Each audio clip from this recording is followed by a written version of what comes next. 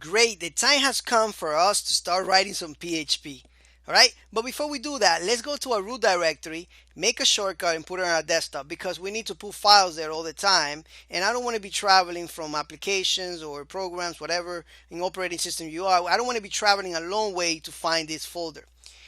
We got to find this folder right now. In Mac, if you are in a Mac, you can find it in your applications, in your XAMPP folder, and it's going to be htdocs. Okay, that's the folder that we are going to be placing our courses, course lectures and files. All that stuff is going to be right here. All right, now for Windows users, go to your programs, go to XAMPP. In your C drive, you should find XAMPP. When you find XAMPP, I think it's computer, C drive, and then XAMPP, and then htdocs. Okay, I think I showed you that when we were installing XAMPP. But anyways, find that, create a shortcut. I'm gonna make an alias because that's the way you create a shortcut in Mac. You right click and create an alias. They name it differently. It's a whole different animal, right? Just right click it for Windows and create a shortcut and drag it to your desktop. All right, so now that we have this here, we can go ahead and just click it and go straight to our root directory, and this is where we're going to be putting all our files. So what I'm going to do right now is I'm just going to open our co-editor, just open it up, and of course we're going to have some files here, some default files, and I'm going to go back to the htdocs here. I'm going to right click it and I'm going to create a new folder called demo. This is going to be where all our files are going to be. All right, so we are going to drag this here, and now this is going to create, don't worry about that, going to create a new project for us. Here, all our files are going to be listed right here going down. I'm going to right click on this and I'm going to say embed. I'm going to make a new file called embed.php. Enter. Now, how do we start writing PHP? All right, well, very simple. We have an opening tag just like HTML and a closing tag. This is the opening tag for PHP. Less than symbol, question mark, and then the keyword PHP. This is gonna open PHP. It's gonna let Apache know, hey Apache, right now, whatever you see after this, render it as PHP code. You know, PHP code here. And then when you finish your PHP code, your command, you need to close it with a semicolon. Very important. Every time you finish a command, you need to close it. You need to let PHP know that you are done with this command and that you might write other commands here. So this is what the semicolon is. I'm done with this command, PHP. That's it, Apache. I'm done with it. That's all it means. Now, this one here is the closing tag for PHP. All right. So if we don't have anything here, this would be the closing.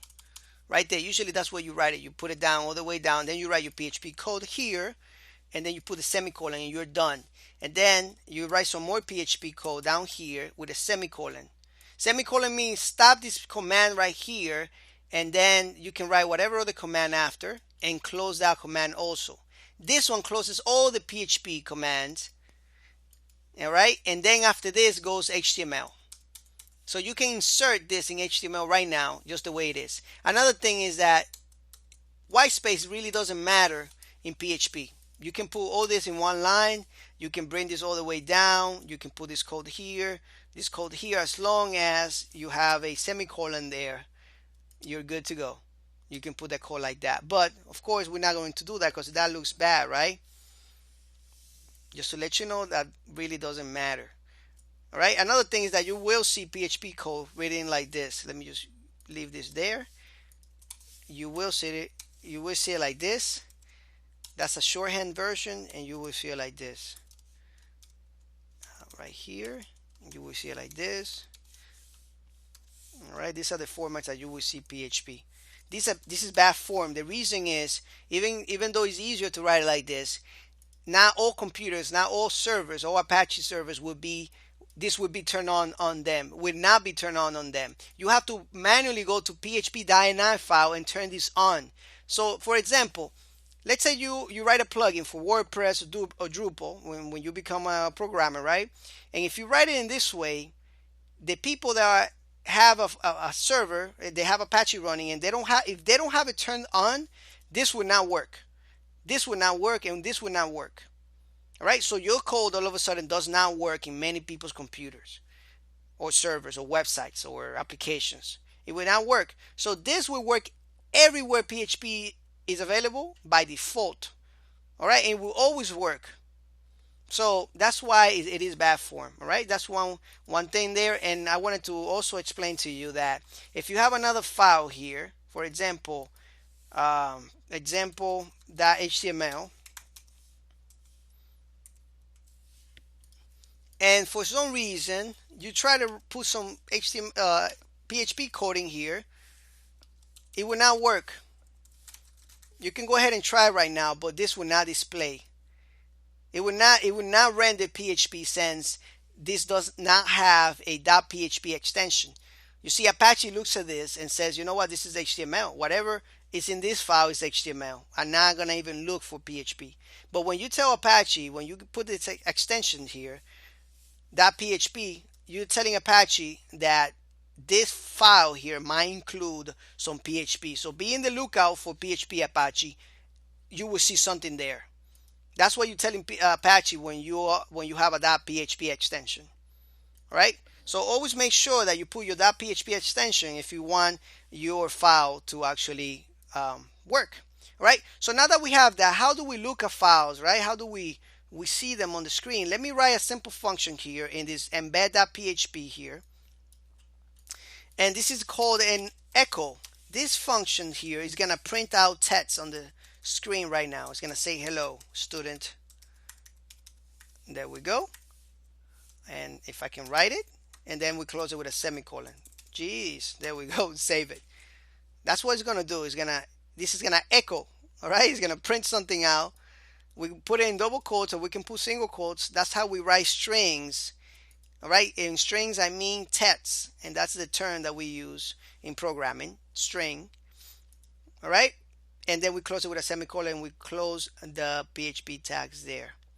So I'm gonna click on this little icon here for those that have brackets, and as you can see there, we can see that it displays hello student.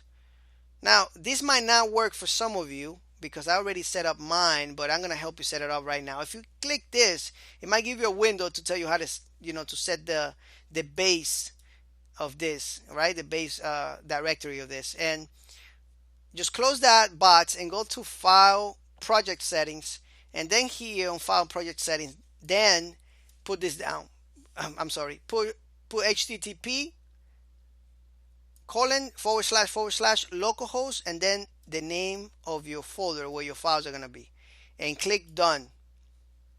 And then go ahead and close whatever browser you have on. If it's not working, close it and go ahead and turn this on again.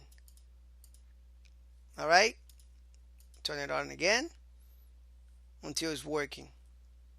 Or if you want to go ahead and if for some reason it's not working, just go to the local host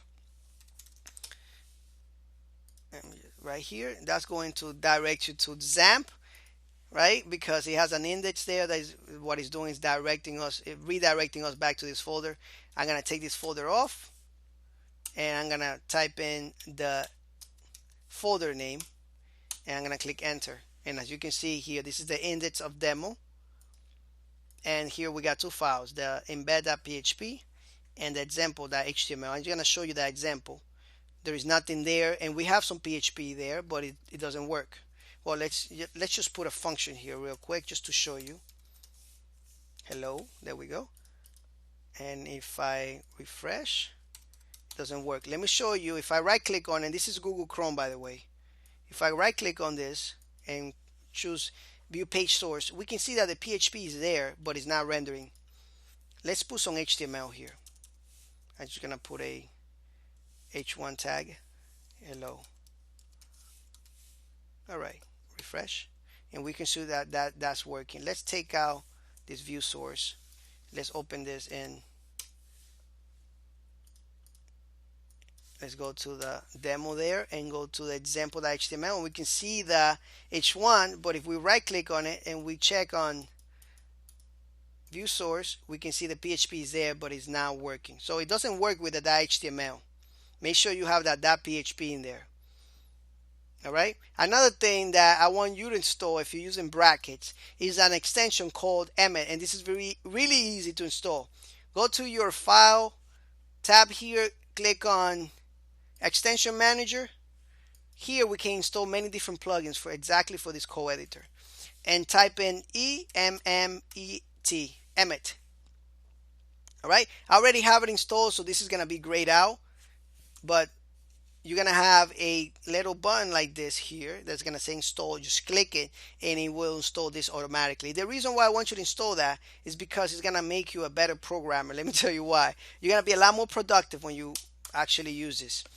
Now that you have it installed, right, I want you to put an exclamation there with the shift key, and you press number 1 on your keyboard, and then after the exclamation there, you put your cursor here and you press on tab. Look at that.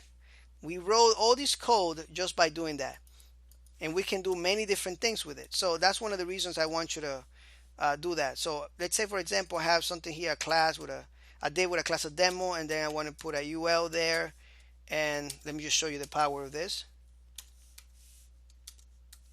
You might think, what in the world is he doing? Well, look at this.